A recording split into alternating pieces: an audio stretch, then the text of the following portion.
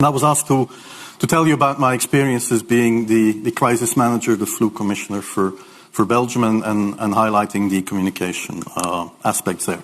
And then you have one opportunity to do it right. I mean, day one is so important. In day one, you start your communication with the press, with the people, and you have to do it right. I mean, you have to go for one voice, one message. In Belgium, they chose to appoint a non-politician to do that. I mean, I have no party affiliations, and that makes things a little bit, at that time at least, a little bit easier, because you're not attacked politically, majority, minority.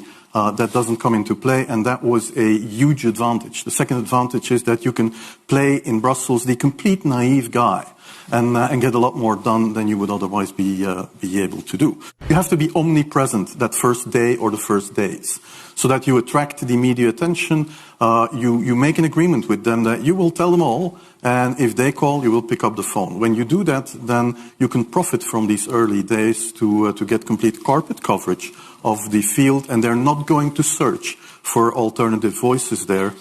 And if you do that, that makes things a lot easier. And then you have to say, okay, well, we will have H1N1 deaths. Of course, that would be unavoidable. I used there Sir Donaldson's quote, where he said that in the UK, by the peak of the epidemic, 40 people would die per day at the end of the summer. So 62 at that time million people in the UK, 40 deaths a day. I worked it out for Belgium. That would be 7 deaths a day at the peak of the epidemic. I used that in the media. 7 Belgian flu deaths per day at the peak of the epidemic would be realistic.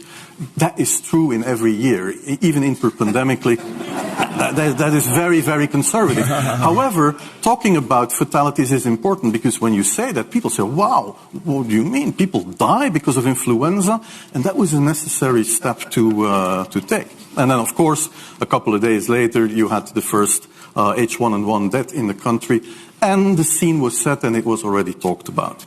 And then you had to pick who is going to be vaccinated first.